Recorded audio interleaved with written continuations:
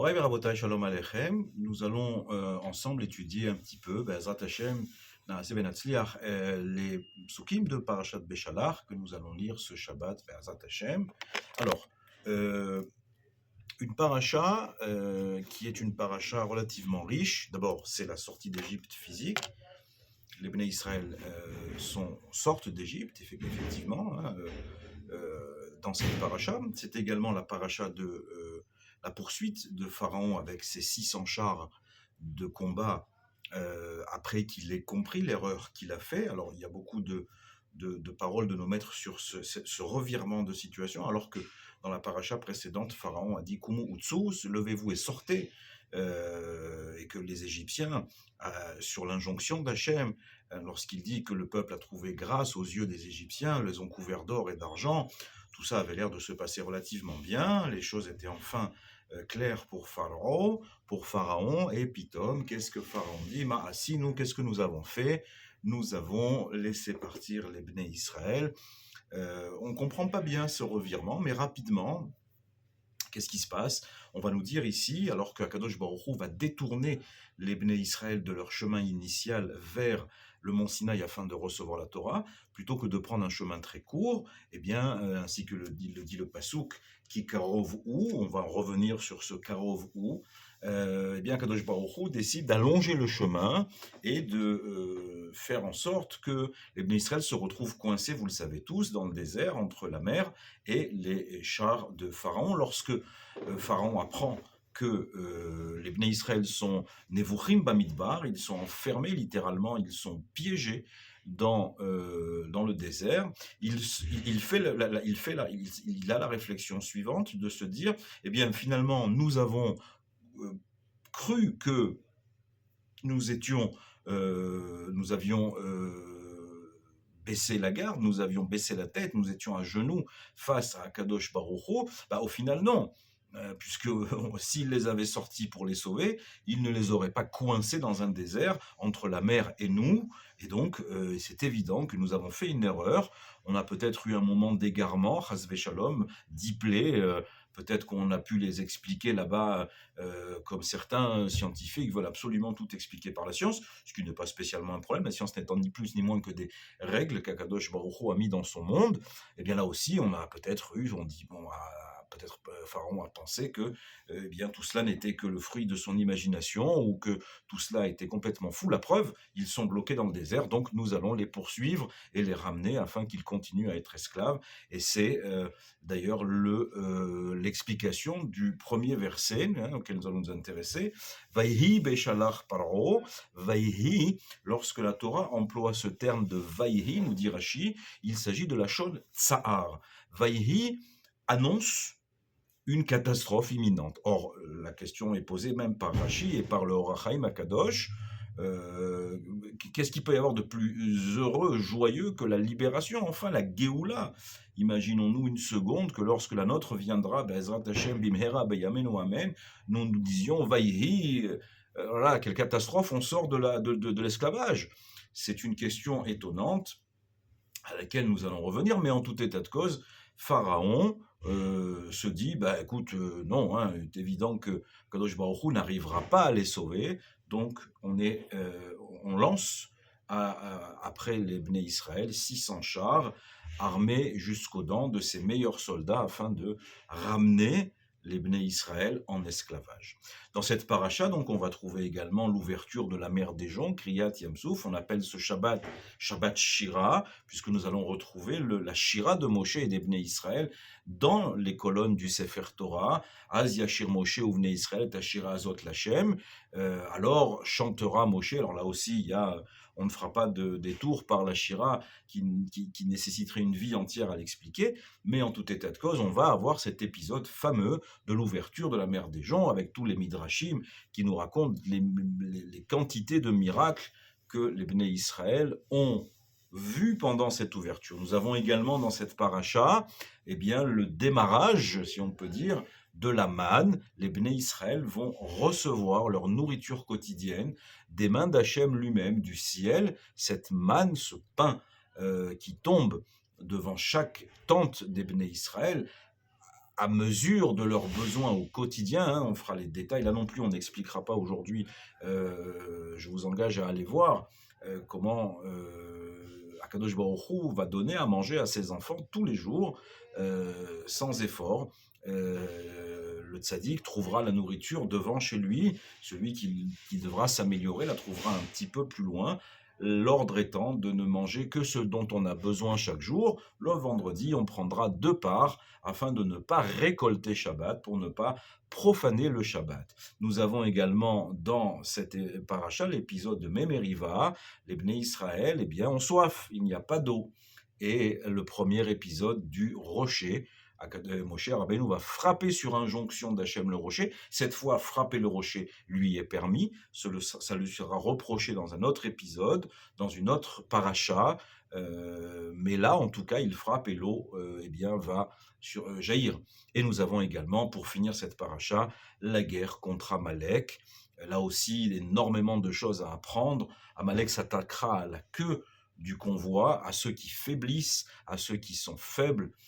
C'est combien d'actualités, sans faire de mauvais parallèles, mais on s'attaque à ceux d'entre nous qui sont les plus faibles, et Moshe va gagner cette guerre contre Amalek avec la mitzvah d'Eoraïta, d'effacer le nom d'Amalek dans chaque génération, mais ça, nous y reviendrons, Be'ezrat Hashem, au moment de Purim, où nous reparlerons de ce Zecher, Masha Salecha Amalek, rappelle-toi ce que Amalek a fait de toi.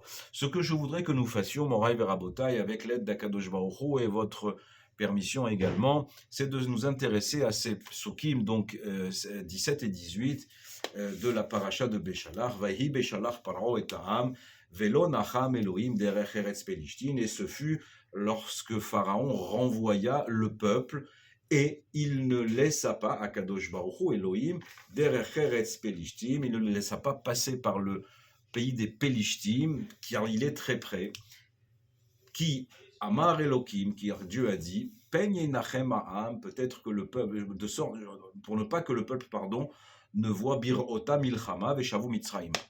Il ne veut pas, Kadosh Baruch Hu, que les Bnei Israël voient cette guerre. Vayasev Elohim et Ha'am, donc Dieu a fait contourner le peuple derech Amidbar Yamsouf, dans le désert. Donc il a fait contourner, le chemin était plus court vers le mont Sinaï, mais non, Kadosh Baruch Hu a préféré, encore une fois, leur faire contourner cet événement, des guerres. Qui a envie de voir des guerres? Personne, en tout cas pas chez les gens normaux, sauf si celle-ci est permise par Akadosh Baruch Hu. Deux cas de figure, on a eu l'occasion, pour ceux qui s'en souviennent, de faire un cours sur la guerre. Est-ce qu'elle est permise? Oui. Nous dit Rambam dans Ilchot Melachim, elle est permise dans deux situations. Lorsqu'elle est demandée par la Torah pour libérer Eretz Israël, ce qu'on appelle Milchemet Mitzvah, c'est le qu'a fait Yehoshua bin Nun en son temps, et Milchemet Reshut, une guerre qui est approuvée par le roi, par le Kohen Gadol, le Nassi, et par les Tumim Veurim. Je vous engage à aller voir ça dans Masechet Sanhedrin, qui parle de comment s'organise une guerre Reshut. Et Rambam, dans Ilchot Melachim, explique que lorsque, évidemment, l'Israël est en danger, lorsque le kavod de Dieu ou d'Israël est mis en cause, il est permis de faire une guerre. Mais en tout état de cause, en dehors de ces cas-là, personne n'a très envie de se retrouver dans la guerre. Alors, Akadosh Baruch Hu fait en sorte que ses enfants ne voient pas ça. J'ai appelé ce cours Ashgacha Klalit Vepratit, la providence divine au niveau du peuple et au niveau de l'individu. Nous nous intéresserons aujourd'hui plutôt à cette providence divine au niveau du peuple. Comment Akadosh Baruch Hu protège ses enfants, alors que la paracha démarre par ce Vayehi, qui est donc annonciateur de calamité. On va arriver à voir dans ces psukim, Be'ezrat Hashem, combien Akadosh Baruch Hu nous protège à des niveaux que nous ne soupçonnons pas. Ce qu'ont fait les Bnei Israël est immense. Ils ont quitté, certes, l'esclavage, mais on le verra dans d'autres parachiotes qu'ils vont regretter, Kaviachol, cette situation dure, mais plutôt stable. Finalement, on s'habitue à tout, malheureusement, même à l'esclavage. Alors, ils diront à Moshe, d'ailleurs même dans cette paracha, lorsqu'ils vont voir Pharaon débouler, armé jusqu'aux dents, n'y avait-il pas suffisamment de cimetières, de sépultures en Égypte que tu nous as amené mourir dans le désert, il nous était bon de servir l'Égypte. Comme des enfants qui voient l'immédiateté de la situation, eh bien, ils se plaignent parce qu'ils ne voient pas la suite. Et la suite est proche, puisque la mer va s'ouvrir. Donc, la protection d'Akadosh Baruch Hu à son peuple est extraordinaire. Elle nous est clairement expliquée ici dans cette paracha. Avant de rentrer dans ce détail, il y a ici une question qui est posée par le roi Chaim Akadosh et par le Kli Yakar, chacun avec des visions différentes. Le roi Chaim Akadosh, Vaï Beshalach, Tsarich Ladat, Lama Amar Lashon, Tsar, ça on a dit, Od Lama Kina Aïnian, Beparo Velo Meadon Amarasim. Le roi Chaim demande une question qui est évidente.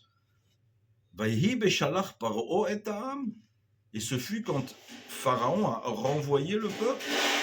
Le Or HaChaim demande, est-ce que c'est Pharaon qui a libéré le peuple? N'est-ce pas Akadosh Baruch Hu, dans sa grandeur et dans sa puissance, qui a libéré, qui a mis à genoux l'Égypte et donc libéré le peuple? Quelle est cette histoire? Qu'est-ce que ça veut dire? Vayehi beshalach paro. Alors les maîtres, le Or HaChaim et le Kli Yakar, Alehem Shalom, que leur mérite nous protège, répondent à cette question. Le premier par une explication un petit peu sémantique, de vocabulaire. En effet, Vahi Beshalach Paro et Aham. Et ce fut lorsque Akadosh Baruch Hu a envoyé le peuple. De quel peuple s'agit-il? Est-ce qu'on parle des Bnei Israël? De qui parle-t-on? Velo nacham Elohim derech eretz, on l'a dit. Pilishtim ki karovu ki amar Elokim pen inachem ha'am ki birotam milchama v'shav Mitzrayim. Vayasev Elokim et ha'am derech Amidbar, Yamsouf, Vahamushim alou Bnei Israël. Ah tiens, on les a fait contourner le Pélishtin, nous dit le texte, ils sortent Hamushim, on va y revenir, armés, nous dit Rashi. Et qu'est-ce que nous dit le peuple? Bnei Israël. Alors, de qui on parle? Alors, c'est vrai qu'on dit Am Israël, Chai, très bien. Mais là, le Or HaChaim HaKadosh, il nous donne une explication très très importante sur quel peuple Pharaon a envoyé de son pays. Il ne s'agit en aucun cas, nous dit le Or HaChaim, des Bnei Israël, pas du tout. Mais vous le savez, le Midrash nous le raconte, est sorti avec les Bnei Israël 3000 non-juifs, 3000 goïms, qui ont quelque part adhéré à l'immense libération, qui ont compris qu'Akadosh Baruch Hu en od milvado, il n'y a rien d'autre que lui, et donc ils se sont joints à ce mouvement de libération, et Moshe Rabbeinu les a invités à les joindre. Or, Akadosh Baruch Hu lui a dit, dans le Midrash nous raconte, je ne veux pas de ces gens-là. Alors, on ne va pas maintenant rentrer dans des discussions, oui, vous êtes raciste, machin. Non, c'est pas du tout ça. Il faut savoir de qui on parle. Et lorsque le Passouk, encore une fois, nous dit Vayehi, le Or HaChaim nous explique pourquoi la Torah a jugé bon de dire Vayehi à un moment. Encore une fois, je le répète, hein, Vayehi, Lachon Tzahav, un style que l'on emploie lorsqu'il se profile des catastrophes, mais on est en pleine Yetziat Mitzrayim. Nous avons demandé au début du cours, qu'est-ce que c'est que ce Vayehi? On aurait dû dire Vehaya, Vehaya c'est Lachon Simcha. Également, Rashi le dit à plusieurs reprises, Vehaya. Non, c'est Vayehi.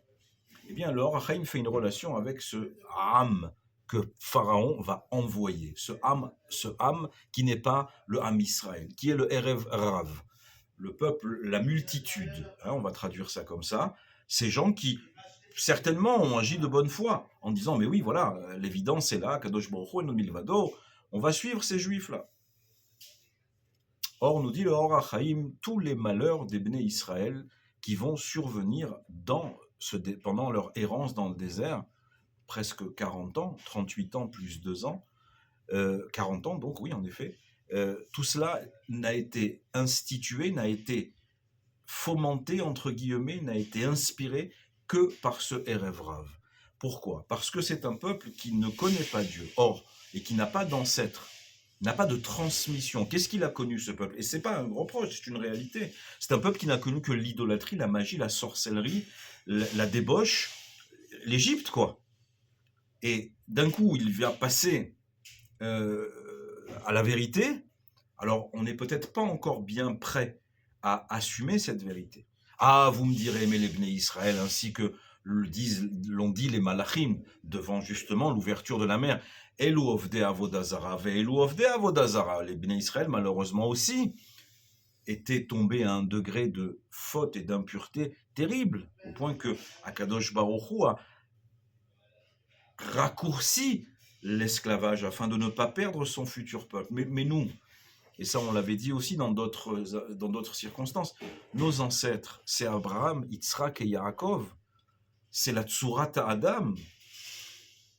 On ne peut pas dire Ve'ele Elokecha Israël, comme dira ce Erev Rav au moment de, malheureusement, du Egel Hazav, voici tes dieux, Israël. C'est le Erev Rav qui l'a dit, c'est pas les Bnei Israël. Ils ont été entraînés, influencés. Ainsi, lorsque Akadosh Baruch Hu parle de la sortie d'Égypte et qu'on dit ici Vaïhi Beshalach Pharaon, c'est pas des Bnei Israël dont on parle, nous dit le Or HaChaim Akadosh. C'est bien de ce Erev Rav que Pharaon envoie sciemment, profite de cette embellie, de cette soudaine aspiration à la vérité. Il sait très bien qui il envoie. Il sait très bien que à la moindre difficulté, eh bien, ces gens-là diront, mais venez, on retourne en Égypte. Là-bas, au moins, on sait où on va. Là, on est dans un désert, il nous arrive que des catastrophes, on n'a pas à manger, on n'a pas à boire. Le hirour, la gamberge, comme on dit, elle ne vient pas des Bnei Israël. Les Bnei Israël, ils ont suivi Moshe. On a dit dans la paracha précédente, ils n'ont même pas pris le temps de faire monter la pâte. Ils ont mis leurs pattes sur l'épaule. Ils n'ont rien préparé, ni viande, ni rien. Ils sont sortis. Ça, le Erev Rav, il n'a pas fait. Et à la moindre difficulté, il va tomber. Et il va dire, eh bien, retournons en Égypte. C'est lui qui dira, eh bien, Moshe, où est-il? Il nous avait promis, où on en est? Le Rachaim ramène combien de psukim, de phrases qui ne peuvent être dites que par des non-croyants. Alors que nous sommes ma'aminim, bnei ma'aminim. Nous, la Emouna, elle est presque dans l'ADN, bien qu'elle se travaille, qu'elle n'est pas un dû, et qu'elle n'est pas quelque chose d'acquis, jamais. Eh bien, les Bnei Israël ne se sont pas tellement posé de questions. Une partie des Bnei Israël ne s'est pas posé de questions. Alors, nous revenons au Passouk qui nous dit, donc on a bien compris que ce Ham-là n'est pas le Ham Israël, c'est le Erev Rav. Pourquoi? Parce qu'on a dit après, Vachamushim alou bnei Israël. Ah, eux, oui. Eux, ils sont sortis, nous dit Rashi, Chamushim sont sortis armés. Chamushim, en Chamushim, et là, Mezouyanim, im klezain, avec des armes. Là aussi, le Or HaChaim nous explique que, oui, ils sont sortis armés, mais clairement, je vous rappelle que ce sont des esclaves. Si demain vous donnez un fusil mitrailleur à quelqu'un qui n'a jamais touché ça, ça va être compliqué. Or, va se profiler la guerre de Amalek et on va gagner. Ce sont des esclaves, des tailleurs de pierre, des gens qui faisaient des briques. Ce ne sont pas des militaires, ce ne sont pas des commandos, comme nous avons, Baruch Hashem, aujourd'hui, en Eretz Israël, une armée d'hommes professionnels. Ce sont des esclaves qui viennent à peine de sortir de l'esclavage. Après 82 ans, j'ai souvent dit et utilisé ce terme, je pèse mes mots, d'une Shoah extrêmement longue. Le Midrash ramène la cruauté des Égyptiens. Je rappelle que Akadosh Baruch Hu a dit à Avraham, Vedan Anochi, je vais juger cette nation. Comment elle a appliqué ma mitzvah? Moi, j'ai pas demandé à ce qu'on égorge des bébés tous les jours. J'ai pas demandé à ce qu'on en mette dans les, comme nous dit la Gemara, des bébés dans les murs. Il y a une histoire comme ça où un Tana va voir une maison là-bas et on lui dit, voilà, là, il y a un bébé, c'est un de tes ancêtres. Cette cruauté-là, Akadosh Baruch Hu ne l'a pas demandé. Et on peut se poser même la question sur d'autres xérotes, lorsque parfois, et on peut le comprendre, on ne fera pas de mauvais débat ici, lorsque l'on se demande pourquoi une telle violence, est-ce que c'est Akadosh Baruch Hu qui demande cela? Est-ce que l'ange qui applique cette xéra, parce que oui, la xéra, c'est Hachem qui la prend. Mais est-ce qu'Hachem a dit euh, au Mémouné, au Malach HaMémouné de Mitzrayim, d'être cruel? Non, il s'agissait au départ d'un asservissement moral qui, même s'il est dur, même s'il ne se justifie pas, eh bien, il est quand même beaucoup plus supportable qu'une Shoah qui a duré 82 ans. Et je ne fais pas de Hasbe Shalom, hein, on ne fait pas de comparaison et de valeur, mais il faut appeler, je pense, les choses par leur nom. À Kitsour, qu'est-ce que ces esclaves-là vont faire s'ils se retrouvent face à une guerre en Pélishtim? Et qu'est-ce qu'ils vont faire contre Amalek? D'ailleurs, contre Amalek, on l'a bien vu, c'est un miracle, c'est un S. Moshe Rabbeinu dit à Yoshua bin Nun, on va faire la guerre contre Amalek. Et les versets, vous le verrez par vous-même, dira lorsqu'il levait les mains, c'est très connu. On gagnait, lorsqu'il baissait les mains, on perdait. Donc on voit bien qu'il y a ici un miracle, enfin en tout cas une intervention divine à la victoire. Donc on voit bien que même s'ils sont sortis armés, la question est posée, qu'est-ce qu'ils vont faire avec ces armes? Et d'ailleurs, Rachid donne une deuxième explication à ce Veyatsu, Ve'alu Chamushim ben Israël, Chamushim Lachon Hamisha. Nous dit Rachid dans les mots, un juif sur 5 seulement est sorti. C'est-à-dire que les 4/5 du peuple n'a pas cru dans la névoie de Moshe. Le peuple n'a pas une grande émouna à ce moment-là. Ils sont restés et ont été perdus pendant les 3 jours de Rocher, pendant les 3 jours de la plaie de Rocher, de la plaie de la pénombre, de l'obscurité. Akadosh Baruch Hu a fait disparaître ceux qui ne voulaient pas sortir. Là aussi, il y a à dire, pas à dire, ça ne sera pas notre sujet. Le Rav Munk, Zichron Livracha, dans son Sefer à la Torah, il explique combien ces juifs-là étaient partis dans un choix qui expliquait et qui montrait clairement leur désir de ne pas s'émanciper de cette situation-là, donc de ne plus faire partie du peuple. Nous avons parlé de Hashgacha Klalit, on a parlé de la providence divine d'Akadosh Baruch Hu sur son peuple, de cette garde, de cette protection permanente que Akadosh Baruch Hu, eh bien, il donne à son peuple. Bien, même là, dans cette apparente gzera de perdre 4/5 du peuple pendant cette plaie, c'est pendant la plaie de Rocher, de l'obscurité, de la pénombre, qu'Akadosh Baruch Hu a dû en arriver à cette extrémité-là. Encore une fois, pour protéger ses enfants, ceux qui croyaient en lui, même si la Emouna n'était pas d'un grand niveau, puisque nous verrons dans la Shira, après l'ouverture de la mer des Joncs, c'est marqué dans le Passouk, Vayamin ou Bachem ou Moshe Ravdo.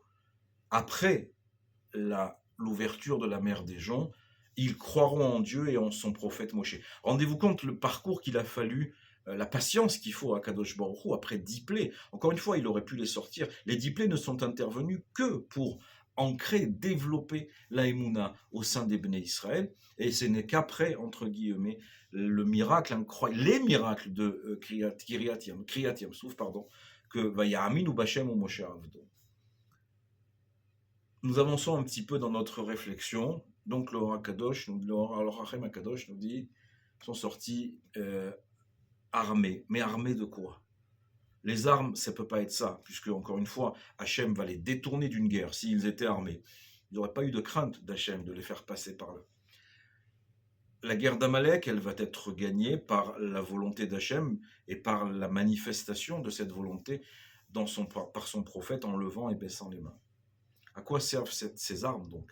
Nous dit le Or HaChaim, et c'est repris par le Kli Yakar, pas par le Or HaChaim. Vous vérifierez si je ne dis pas de bêtises. Le Kli Yakar, il nous dit,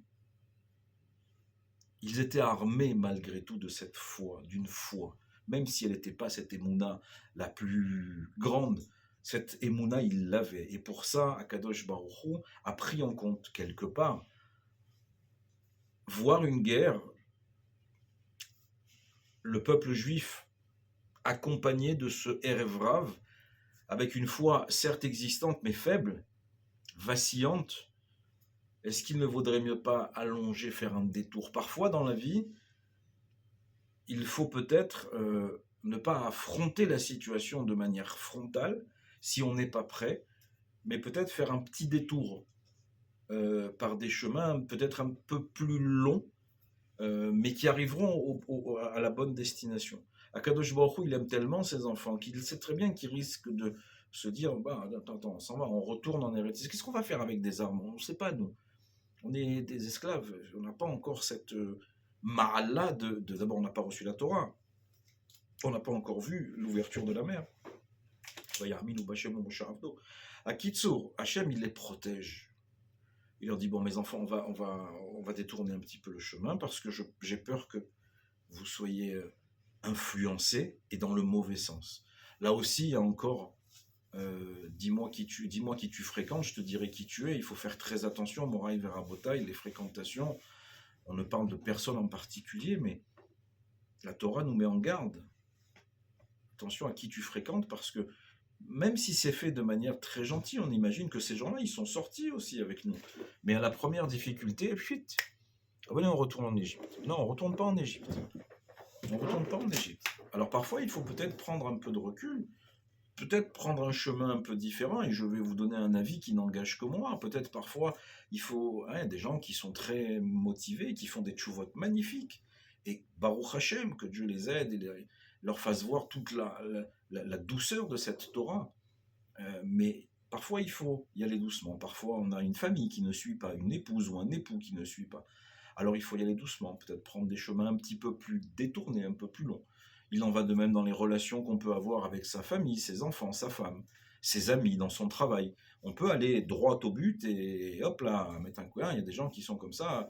Non, mais parfois, il faut se dire, est-ce que ce que je vais faire, quand je crois, il pèse le pour et le contre. J'ai des gens qui sont mal accompagnés et dont là, ils sortent à peine de l'esclavage. Est-ce que je vais les envoyer sur le... Non, je vais faire un détour, donc encore une fois. Et ça, on l'a également au niveau prat. On a dit Ashgacha Klalit, la bienveillance d'Hachem à son peuple, même si, voilà, on pourrait se dire, mais pourquoi il leur fait... Ça y est, ils sont fatigués. Encore une fois, on va s'arrêter à la photographie immédiate. Voilà, ils sont fatigués et tu peux pas. Pourquoi tu leur allonges le chemin? Pourquoi tu les fais tourner en rond? Non, mais regarde après. Regarde, comprends que c'est pas le moment d'aller voir la guerre. Vous n'êtes pas en état, vous êtes pas armé, mais vous savez pas vous en servir. Peut-être vous allez perdre plus que ce que vous allez gagner. Alors parfois on perd 2 jours plutôt que d'aller en 3 jours, on va y aller en 5, mais c'est pour le bon. Et au niveau personnel, là aussi, il y a une grande leçon. Ouais, parfois il faut modérer un petit peu ou prendre des chemins un petit peu plus longs. Alors pas tout le temps, mais jauger qu'est-ce que j'ai à gagner à aller directement. Peut-être si je fais un petit détour, peut-être que si avant d'envoyer mon mari ou ma femme contre le mur, peut-être que j'attends un peu, peut-être que je perds là, mais on gagnera après. Avant de dire à mon fils ou à ma fille, non, ouais, machin, ta note, pas ta note, non, peut-être que, voilà, on arrivera au bon niveau, mais doucement. Voilà, Akadosh Baruch Hu, il nous montre ici au niveau général et au niveau en particulier combien il est important de jauger la situation. En fait, ni plus ni moins, Akadosh Baruch Hu a tout à fait compris qu'il n'était pas prêt, qui karov ou il est prêt. Qui est prêt? Qui karov ou le chemin de retour. La chute est très proche. Pourquoi? Parce que vous êtes encore tendre, vous êtes encore fragile. Donc, parfois, on est encore fragile. Donc, qui karov ou si je vous fais voir certaines choses, d'abord il y a ce amrav qui est karov, qui est près de vous, et ensuite on peut faire des raccourcis comme on fait tous, et moi le premier, ah bah s'il m'arrive ça, bah, qu'est-ce que j'ai fait, On va y arriver. Peut-être il faut prendre un chemin un peu différent. Alors bien sûr, si au bout du 10e essai ça marche toujours pas, peut-être qu'il faut se dire, bon, c'est peut-être pas ce que Akadosh Baruch Hu il veut pour moi, donc peut-être qu'il faut repenser le chemin complètement. Mais en simple, ce qu'on va pouvoir apprendre de cette introduction, de ces premiers psukim, d'après le Or HaChaim, d'après le Kli Yakar également, qui dit ce dont on a parlé précédemment, bien, voilà, prendre le temps de calculer le chemin. Lorsque Moshe va envoyer les explorateurs, Akadosh Baruch Hu dit, va, envoie si tu veux, et on peut l'entendre. Nos maîtres nous expliquent, ouais, c'est normal, un général qui envoie une armée, ben, il faut qu'il sache les montagnes, les chemins, c'est normal. Nous aussi dans la vie, c'est pareil. Avant d'aller quelque part, il faut peut-être. On a eu déjà une petite allusion à cela lorsque les Shvatim, les Shifteka sont repartis la deuxième fois de chez Yosef et qu'il a caché la gavia, la coupe, dans le sac de Binyamin. Peut-être que, ou Réhouven, si je dis pas, bon, m'excuserai du manque de précision, mais avant de sortir, vérifie ton sac. Avant d'aller dans le chemin, vérifie si tu es bien équipé pour aller sur ce chemin-là. Si tu n'es pas équipé, ne sors pas. Tu risques d'avoir des mauvaises surprises. Voilà, mon rêve à Rabotai, ces quelques mots concernant cette Ashgaha Klalit, encore une fois, cette volonté d'Hachem. J'ai dû oublier certaines choses, mais en tout cas, cette volonté d'Hachem de protéger son peuple, qu'il sent. Voilà. Alors, il ne faut pas toujours s'arrêter aux premiers événements, parce que peut-être derrière, il y a des choses extraordinaires. Et regardez, alors c'est vrai qu'on a commencé par Vayehi, la Shon Tsahar, mais ici on parle des misères que va nous faire ce Erev Rav. Mais derrière, il y a Kriyat Yamsouf, il y a l'ouverture, Aminu Bachem ou Moshe Ravdo, la Emouna qui va exploser avec ma cravate. La manne, nourriture spirituelle. Bon, et le début du voyage vers Eretz Israël, bon, certes, qui va être un petit peu plus long que prévu. Qu'on n'entende que des bonnes nouvelles. Cette parole, ce chiour a été fait, la réfoua chez de tous les malades d'Israël. Également, aujourd'hui, je ne l'ai pas ramené, c'est peut-être un peu maladroit, la Iloula du Sfat Emet, qui nous a quittés il y a 150 ans, je crois. Un maître absolument incroyable, je vous engage à lire ses commentaires. L'Ilou Nishmato, que son mérite nous protège. Au retour de tous les otages juifs dans le Gehinom de ces nouveaux Égyptiens, et que nos soldats soient protégés, que notre communauté à l'extérieur d'Israël soit protégée, à l'intérieur bien évidemment, et qu'on entende de bonnes nouvelles chez tout le monde. Shabbat Shalom ou Mevorach.